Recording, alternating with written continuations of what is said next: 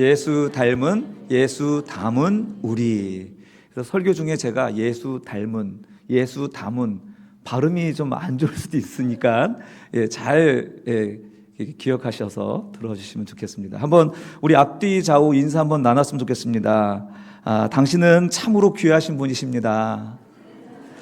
주님의 평화가 함께 하시기를 빕니다. 새해에는 이렇게 좋은 하나님의 평안이 넘쳐나기를 주님의 이름으로 축복합니다.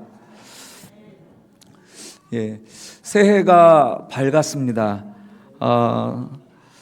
매년 새해가 되면 우리는 많은 계획을 세우는데 하지만 성도에게 가장 중요한 질문은 새해에는 무엇을 할까? 어떤 계획을 세울까? 이런 것보다 더 중요한 질문은 뭐냐면요, 내가 어떤 사람이 되어야 될까? 나는 누가 되어야 될까라는 질문이어야겠습니다. 우리가 맺으려는 것은 우리의 행위와 노력이 아니라요, 내가 누구인가에게서 결정되는 것입니다. 내가 착한 사람이면 착한 열매를 맺겠죠. 내가 그렇지 못하면 거기에 합당한 그 행동에 맞는 그 사람의 그 존재대로 삶의 열매를 맺겠죠. 그러니까 우리가 무엇인가 열심히 노력하기 이전에 우리가 누구인가 정체성을 물어보는 것이 가장 중요한 첫 질문이어야겠습니다. 사과를 맺으려고 애를 쓰면 여러분 사과가 맺어집니까? 아니죠. 사과는 사과나무가 맺는 것입니다. 그런 것처럼 그리스도인으로서 무엇인가 열심히 하는 것도 중요하지만 내가 하나님의 자녀라는 정체성을 우리가 확고히 할 때 그에 맞는 거룩한 열매가 우리의 삶 속에서 맺어지게 될 줄로 믿습니다. 그래서 이 금주 첫 주, 금년의 한 해 첫 주가 되는 이 날 우리가 누구인지 그 정체성을 더욱 관심을 가지고 한 해를 시작하시기를 간절히 바랍니다. 오늘 본문의 로마서 8장 29절은 우리를 향한, 성도들을 향한 하나님의 원대한 목적을 담고 있습니다. 그게 무엇일까 살펴보려고 하는데요, 먼저 이제 로마서 8장 전반부의 내용들을 살펴보면 우리의 현재의 고난들을 쭉 이야기를 하고 있습니다. 당시 로마 교회 성도들은 그 외부에 박해가 있었고요, 또 삶의 결핍으로 고통을 받고 있던 상황이었습니다. 그런 성도들에게 이렇게 얘기하는 거죠. 현재의 고난은 장차 나타날 영광과 비교할 수가 없다라고 소망을 심어주는 것이죠. 우리가 겪는 고난과 아픔조차도 결국 우리를 하나님의 형상으로 빚어가시는 하나님의 도구가 될 거다라고 말씀하는 겁니다. 그러니까 고난에 대한 거룩한 의미를 부여하는 내용이 앞에 등장하고 있는 것입니다.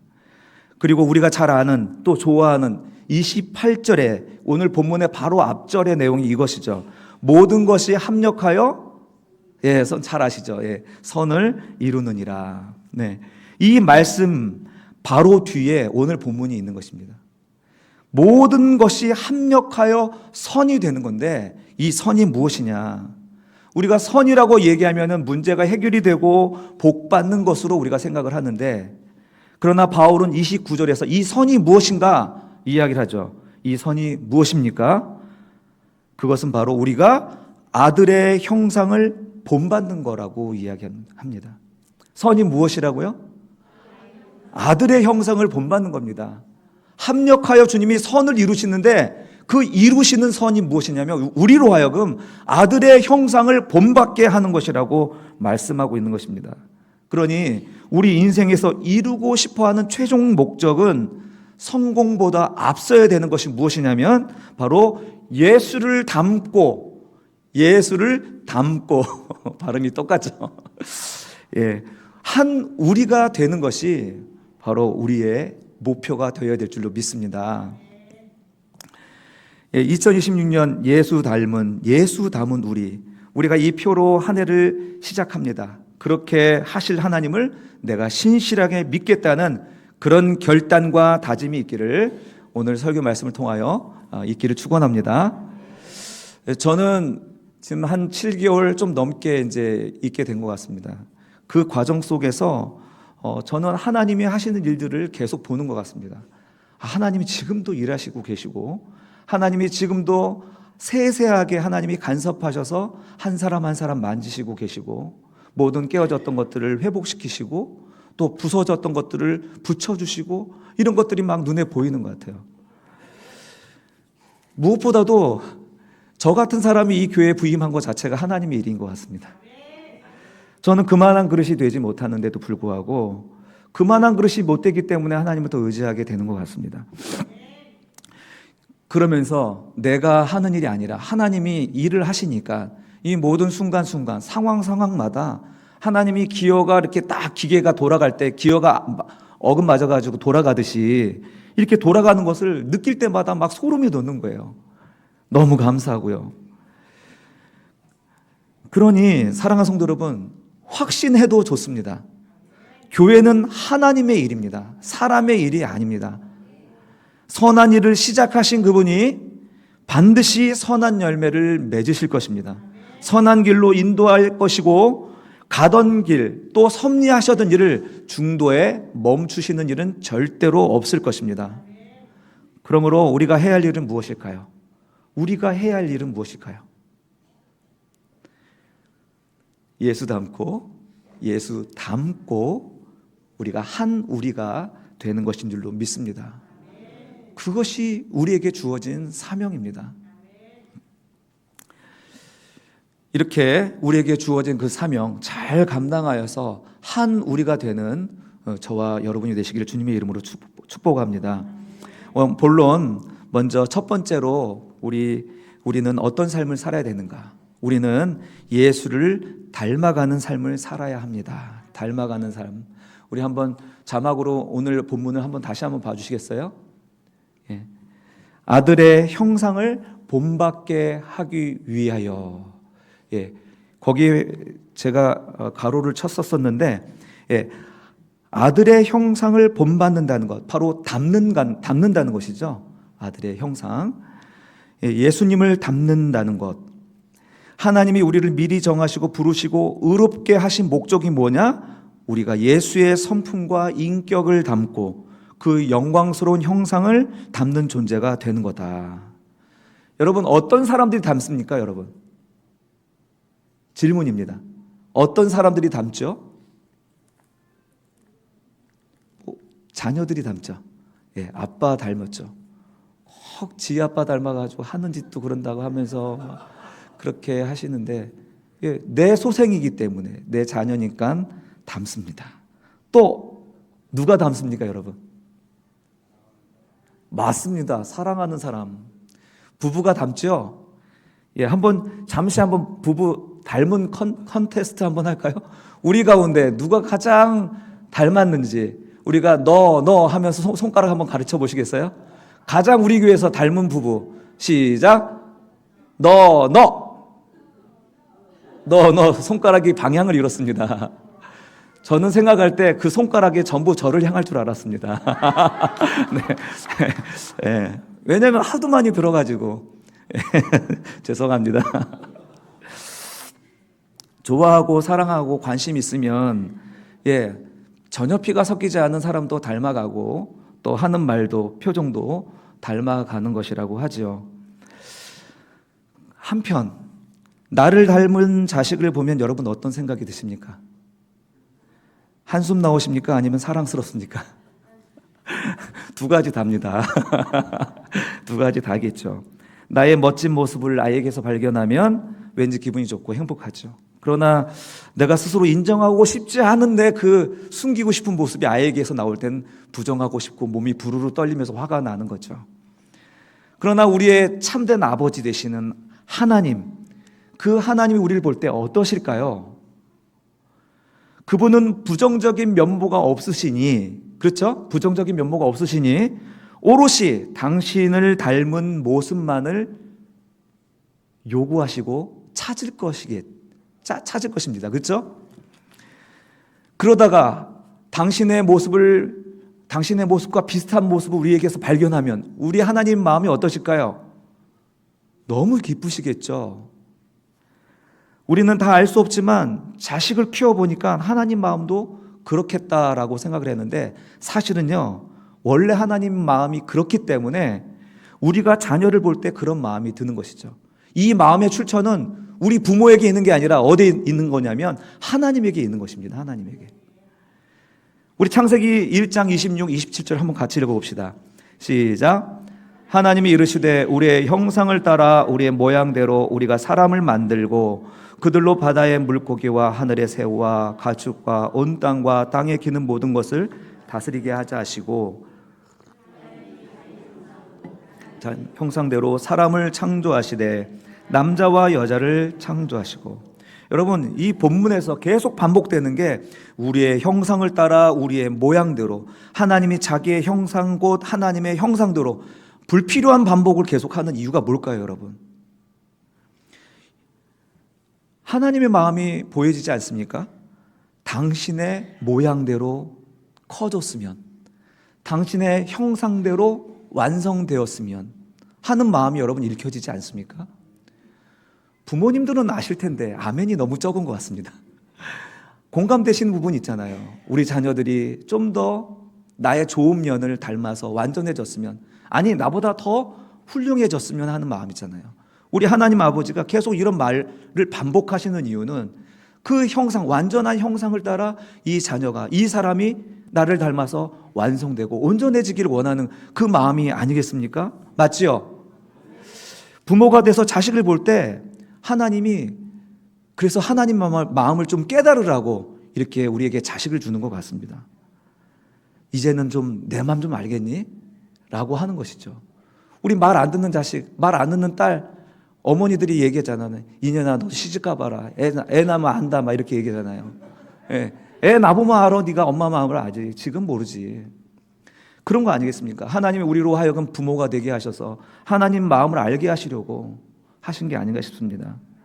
여러분, 자녀의 맹목적인 사랑은, 자녀를 향한 부모의 맹목적인 사랑은 우리가 해석할 수가 없습니다. 그 허비하고 낭비하는 사랑을 무엇으로 해석할 수가 있겠습니까? 그래서 우리는 이것을 그냥 아가페의 사랑이라고 이야기하는 것이죠. 이건 신적인 사랑, 하나님의 사랑이라고 달리 표현할 길이가 없는 것입니다. 하나님이 우리에게, 아니 당신의 자녀들에게 요구하는 것은 결국 당신 자신을 닮고 맏아들이 되시는 예수 그리스도, 내가 영이니 육으로 보낸 내 아들을 좀 닮으라고 이 땅에 그리스도를 보내신 게 아니십니까? 우리가 어마어마한 선교를 하고 봉사를 하고 인류애를 가지고 큰일을 하는 것 다 좋은데 새벽에 기도할 때마다 생각되는 것은 뭐냐면 그런 마음을 주시더라고요. 어떤 거창한 큰일을 하는 것, 그리고 하나님 앞에서 나를 다듬고 만드는 것, 그것을 위한 수단일 뿐이지 하나님의 관심은 하나님을 닮아가는 것이라는 것을 지울 수가 없더라고요. 기도할 때마다 주님, 내가 이 일을 이루어야 돼요. 하나님, 이것을 내가 잘해내야 돼요. 라고 기도를 하는데 끝에 주시는 말씀은 나를 닮으라는 말씀이시더라고요. 주님의 형상을 닮아가는 것. 넌 오늘 얼마만큼 나를 닮아갔는가? 너는 나를 얼만큼 알고 나를 따라가는가? 그것을 묻고 계시더라는 것입니다. 사랑하는 성도 여러분, 주님의 관심은 맏아들 되신 예수 그리스도를 닮아가는 삶입니다. 예수의 온유함과 그 겸손함을 닮아가는 삶입니다. 예수가 성령을 보내서 맺게 하시는 성령의 열매를 맺는 성품의 변화를 가져가는 그런 삶이라는 사실입니다. 여러분 많은 일들이 우리 앞에 있죠. 또 새해가 됐으니 얼마나 많은 계획들을 세웠습니까? 바쁘고 분주하고 내가 가치 있다고 여겨지는 그런 일들, 영적인 일들도 있지만 주님의 관심은 우리 개개인이 그리스도를 닮아가는 것입니다. 그래서요, 내 주위에 있는 사람들이 저 사람을 보니까 야, 저 사람은 정말 예수 믿는 사람이야. 예수 믿는 건 나만 꽁꽁 숨기고 알고 있는 사람은 좀 문제가 있는 겁니다. 예수 믿는 사람들은 내가 숨기려고 해도 주변 사람들이 알아채는 것이죠. 부디 우리가 이렇게 하나님 앞에서 하나님을 닮아가는 사람으로 주변에서 알아챌 정도로 그렇게 성숙해가는 한 해가 되기를 간절히 바랍니다. 주의 일을 한다고 바쁘기는 한데 왜 그렇게 주위에서 나를 향한 말들이 많은지, 예수를 닮은 삶은 성령의 9가지 열매를 맺는 삶입니다.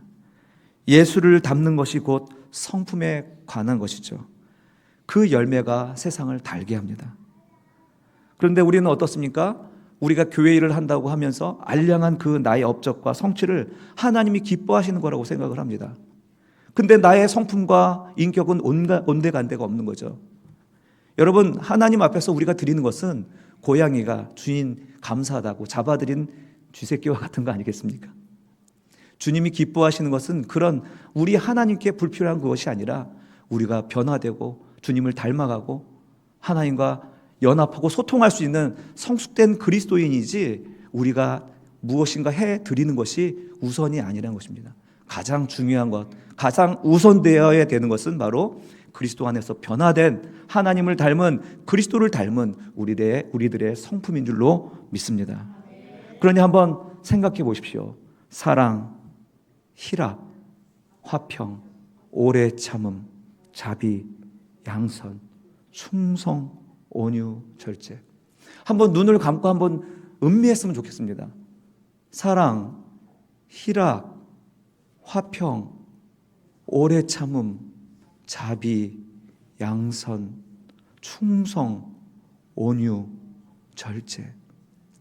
여러분, 이 단어가 내 마음속에 들려질 때 내 마음을 감동시키지 않습니까, 여러분? 올 한 해 이 성품이 내 안에서 열매 맺기를 간절히 소원하고 바랬으면 좋겠습니다.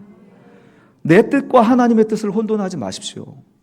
하나님의 뜻은 하나님의 형상을 그리스도의 성품을 이어받는 것입니다. 이런 찬양이 있죠. 내 모든 소원 기도의 제목 예수님 닮기 원함이라. 예수님 형상 나 입기 위해 세상의 보화 아끼지 않네. 예수님 닮기 내가 원하네. 날 구원하신 예수님을 내 마음속에 지금 고도사 주님의 형상 인치소서. 아멘. 우리의 소원이 되었으면 좋겠습니다. 새해에는 내 뜻이 아닌 하나님의 뜻을 먼저 구하며 그분을 닮아가는 우리가 됩시다. 두 번째, 우리는 예수님을 담은 삶이 되어야 합니다. 할렐루야. 우리는 예수님을 담은 삶이 되어야겠습니다. 우리가 예수님을 형상을 담는 것은 외적인 성숙과 성화에 우리가 성품에 초점을 둔 것이라면 우리 예수 그리스도를 내면에 담는 것은 우리 안에 계신 그리스도의 생명과 성령 임재에 초점을 맞춘 것입니다. 본문 29절의 자막을 보시면 많은 형제 중에 우리를 맏아들 되게 하셨다라고 하는 부분이 오늘 우리 그리스도를 담는 것으로 이해를 했습니다. 예수님이 맏아들이 되셨다는 말의 전제가 무엇일까요? 우리가 그분의 동생들이 되어서 한 가족이 되었다는 것이죠. 우리는 하나의 DNA를 공유하게 되었다는 말입니다. 예수님이 품으신 하나님의 생명이 이제 우리 안에도 이제 흐르게 되었습니다. 이것이 바로 예수 담은 삶의 시작인 줄로 믿습니다. 그래서 성경에 우리를 가르쳐 질그릇이라는 표현을 합니다. 그렇죠? 많이 들어보셨잖아요. 예, 우리는 예수를 담은 질그릇. 고린도후서 4장 7절 같이 읽겠습니다. 시작. 우리가 이 보배를 질그릇에 가졌으니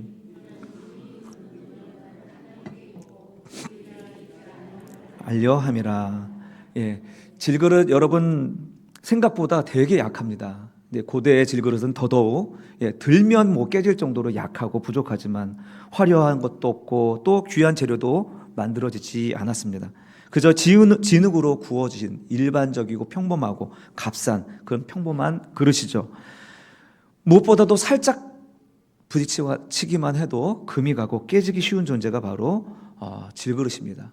성경은 바로 그런 존재가 우리들이라고 이야기하고 있습니다. 우리의 건강에 위기가 오면 금방 좌절하게 되고요.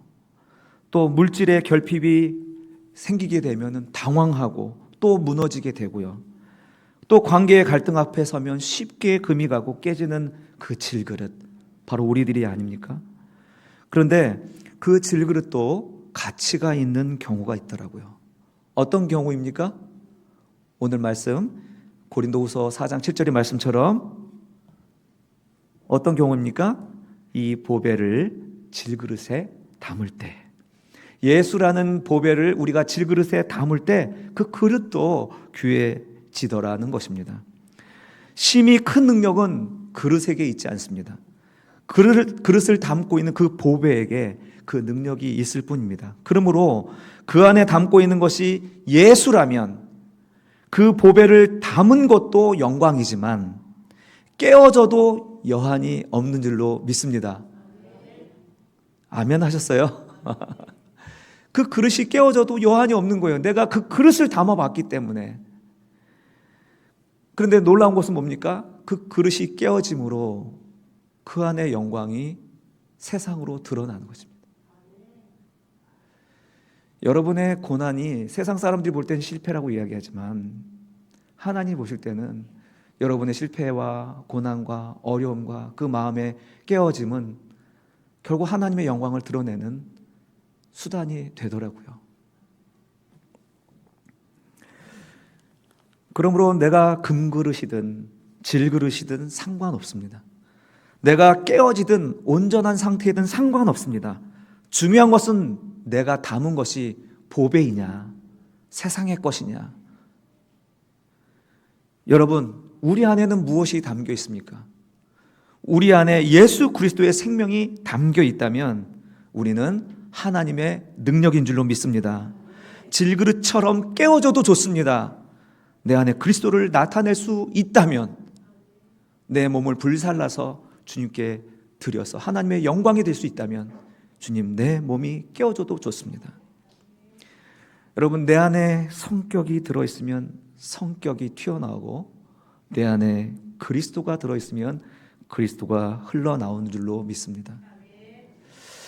그런데 놀라운 사실은요, 우리가 담는 그 보배이신 예수 그리스도께서도 이 땅에 오실 때는 아주 투박한 질그릇의 삶을 사셨다는 것이죠.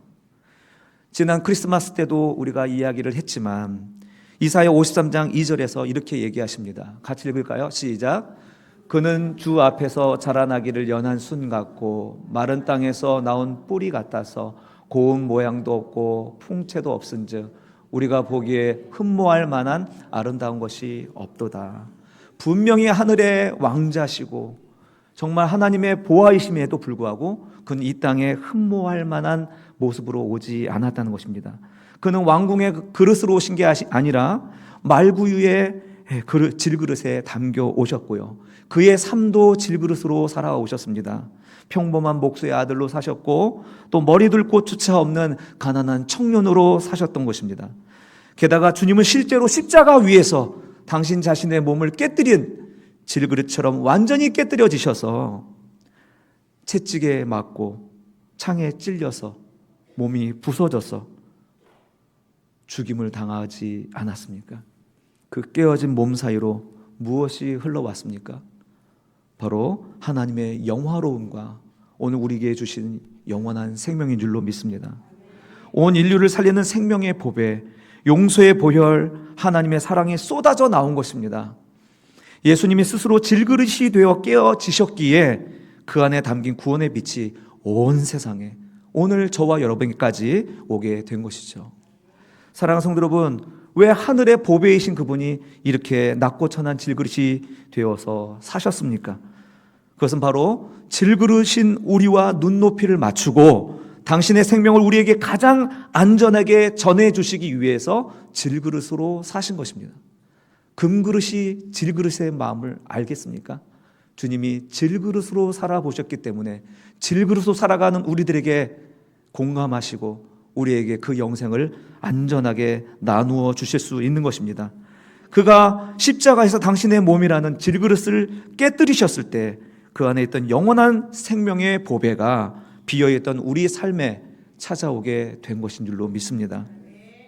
그러므로 예수를 닮는다는 것, 그것은 우리가 갑자기 대단해지고 화려한 존재가 되는 것이 아니라요, 나의 나됨을 알고 나의 연약함을 인정하는 것입니다. 그리고 그 빈자리에 나처럼 질그릇으로 사셨으나 죽음을 이기신 예수를 모셔드리는 것이 바로 내가 질그릇으로 살아가는 것입니다.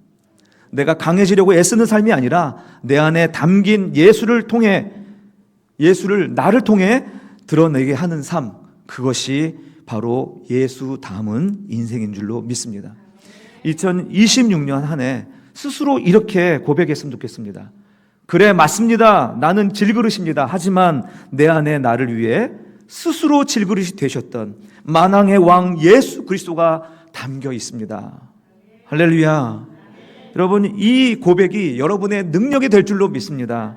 질그릇 속에 담긴 예수의 생명이, 그리스도의 생명이 여러분 안에서 능력으로, 생명으로 역동적으로 역사하실 줄로 믿습니다. 마지막 뭐가 남았습니까? 마지막 뭐가 남았죠? 예수 닮은, 그 다음에 뭐죠? 우리입니다. 예. 이제 세 번째로는 우리는 우리로 사는 것입니다. 우리는 뭐로요? 우리로 사는 것입니다. 여러분, 본문에서 미리 아신 자들이라고 표현을 했습니다. 여기서 말하는 미리 아신다는 것은 창세전, 시간의 시작보다 먼저 하나님 품 안에 시작된 관계라는 것입니다. 미리 우리를 아셨다는 거예요. 태초에 창조가 되기 전부터 우리를 미리 아셨다는 거예요. 주님 품에 우리가 있었다는 것입니다. 나만 있었습니까? 우리 옆에 이 사람도 있었어요. 저 사람도 있었습니다. 주님 품 안에 우리가 있었습니다. 할렐루야. 아멘. 이미 하나님의 거대한 계획 속에는요, 우리가 나로 부름받기 이전에 이미 하나의 우리로 존재했다는 것입니다. 이것은 매우 중요한 거예요. 그래서 우리라는 단어는 평범한 단어이지만 우리 경건의 정점이 바로 우리라는 사실을 기억하시기 바랍니다. 참 감사한 거는 서양에서는 우리라는 단어를 쉽게 잘 안 써요. 특별한 주어를 빼먹지 않으니까. 근데 우리는 언제나 우리를 갖다 붙이죠. 우리 나라, 우리 아버지, 우리 교회.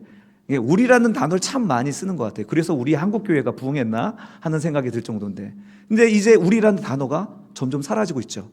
개인화되고, 개인 프라이버시가 강조되는 시대에 살다 보니까 우리 문화였던 우리 한국 문화가 점점 개인 문화가 되면서 한국교회도 함께 무너지는 것은 우연이 아닌 것 같습니다.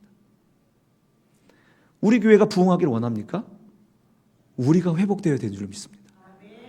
경건의 꼭대기가 우리입니다. 나 혼자 신앙이란 건 있을 수 없는 것입니다. 세상의 종교는 개인의 영성을 중요해서 보리수 아래서 장자불을 하고 앉아있으면은 그를 성자로 추앙하지만 기독교는 그런 종교가 아니라는 것입니다. 기독교는 개인의 경건이 아니라 공동체의 경건인 줄로 믿습니다. 먼저 우리 성부, 성자, 성령 하나님 공동체로 존재하십니다. 우리로 존재하시는 거예요. 그리고 창조하실 때 하나님의 형상만 닮은 자로 만든 것이 아니라 우리처럼 우리로 창조하셨다는 사실입니다. 할렐루야. 우리 1절 다시 한번 읽어봅시다. 1장 26절 상반절입니다. 시작. 하나님이 이르시되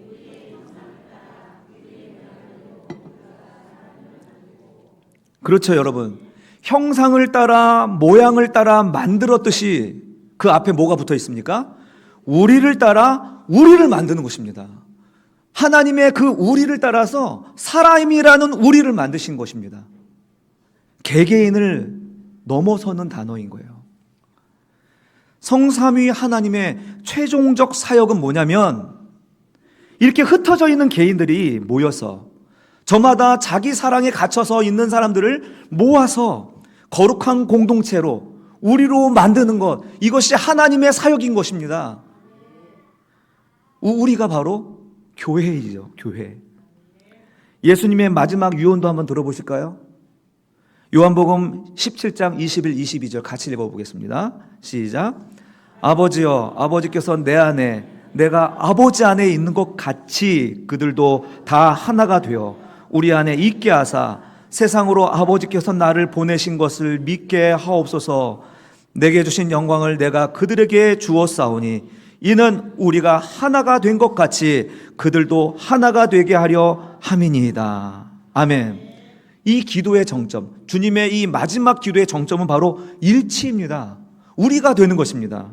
이렇게 우리가 되어서 경건을 이루면 뭡니까? 세상이 아버지께서 그리스도를 보낸 것을 믿게 된다는 겁니다. 경건의 완성이 무엇입니까? 하나님 아버지와 아들이 하나 되신 것처럼 성도들끼리도 우리가 되는 것입니다. 여러분, 가볍게 생각하지 마세요. 우리가 깨지면 교회도 없는 것입니다. 신앙은 무의미한 것입니다. 나만 예수 닮고 나만 예수 닮으면 끝이다? 아닙니다. 이것은 미완성입니다. 무엇으로 완성해야 되느냐? 우리로, 최종적으로 우리로 완성되는 것입니다. 사도 바울은 태초에 작정하신 그 우리라는 그 말을 다른 말로 에클레시아라는 말로 쓰셨습니다. 에클레시아란 말이 뭐죠? 교회예요, 교회. 사도 바울은 이것을 살아있는 몸으로 비유했죠. 살아있는 몸으로 비유했습니다. 에베소서 4장 16절, 수요일 날도 말씀을 드렸는데 같이 읽겠습니다. 시작. 그에게서 온 몸이 각 마디를 통하여 도움을 받음으로 연결되고 결합되어 각 지체의 분량대로 역사하여 그 몸을 자라게 하며 사랑 안에서 스스로 세우느니라. 아멘. 이 살아있는 몸은 서로 소통이 되어 있는 거잖아요. 소통되지 않는 것은 죽은 것입니다. 그리고 옆에서 아프면 온 몸이 진통하는 거잖아요. 몸이 아픈데 몸이 아픔을 느끼지 못해요? 문둥병자입니다. 내 몸 한 구석이 썩어 들어갔는데 내가 아픔을 느끼지 못하면 그건 문둥병자예요. 나병 환자인 거예요. 코가 떨어져 나가도 아프지가 않아요. 새끼손가락이 떨어져 나가도 아프지 않은 거예요. 그런데 교회가 뭡니까? 교회는 이와 같이 그리스도를 머리로 해서 살아있는 몸으로 이야기를 하는데 성도 누군가가 아픈데 아무도 진통하지가 않아요.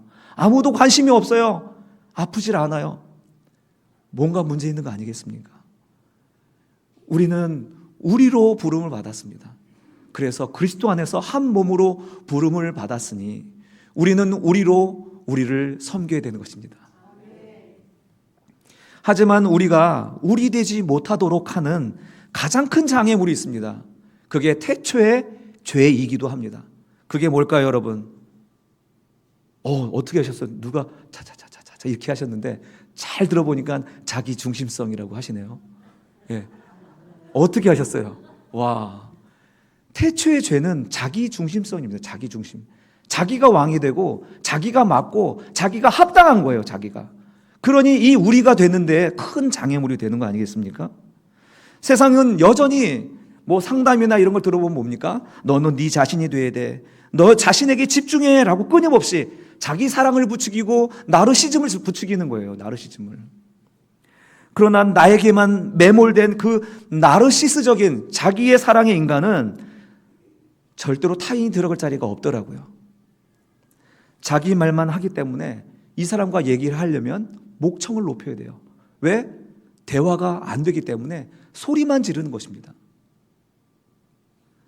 사랑하는 성도 여러분, 이 우리라는 단어, 이 경건의 꼭대기에 있는 이 단어가 오늘 우리 교회 경건의 최정점에 있기를 간절히 바랍니다.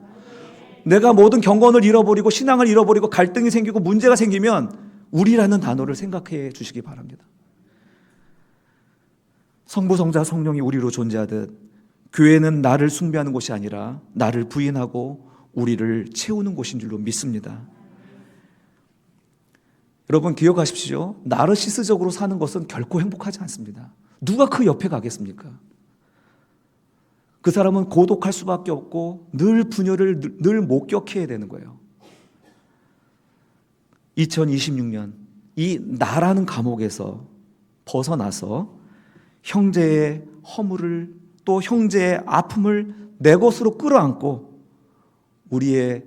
우리가 우리 되는 것에 우리 자신을 헌신하시기를 주님의 이름으로 축원합니다. 우리가 우리 되지 못한다면 그것은 교회도 아니고 신앙인도 아닌 인간의 집단일 뿐입니다. 이제 말씀을 맺겠습니다. 2026년 하나님이 우리에게 주신 숙제는 분명합니다. 나를 고집하지 말고 예수님을 닮아갑시다. 나를 자랑하지 말고 예수님을 담아냅시다. 나만 사랑하지 말고 우리로 만들어 갑시다. 세상은 자기 사랑이라는 그 바다에 빠져서 허우적대고 있습니다. 지금 이때 우리가 필요합니다. 이때 우리가 보여줄 수 있는 가장 강력한 복음, 이 자기 중심성을 깨뜨린 우리가 바로 그들에게 복음이 되는 줄로 믿습니다. 외롭고 홀로 고립되어 있는 그들에게 복음이 바로 우리 자신이, 우리 교회가 되기를 간절히 바랍니다. 이 시간 한번 같이 외쳐보았으면 좋겠습니다. 우리 자막 한번 띄워볼 텐데 같이 똑같이 한번 읽어봅시다. 시작. 예수 닮은 사람, 예수 담은 인생, 함께 걷는 우리. 할렐루야. 예수 닮은 우리. 뭐 안 맞았어요. 다시 한번 시작. 예수 닮은 우리. 아멘. 예수님을 닮아가는 기쁨을 누리시기를 주님의 이름으로 축원합니다. 질그릇 속에 예수님을 담아내는 그 자부심을 가지십시오. 그리고 마침내 서로 뜨겁게 사랑하며 아름다운 우리로 만들어져 갑시다. 하나님이 미리 하시고 정하신 이 복된 길을 함께 걸어가는 옥토교의 성도님들, 또 저와 여러분 되시기를 주님의 이름으로 간절히 축원합니다.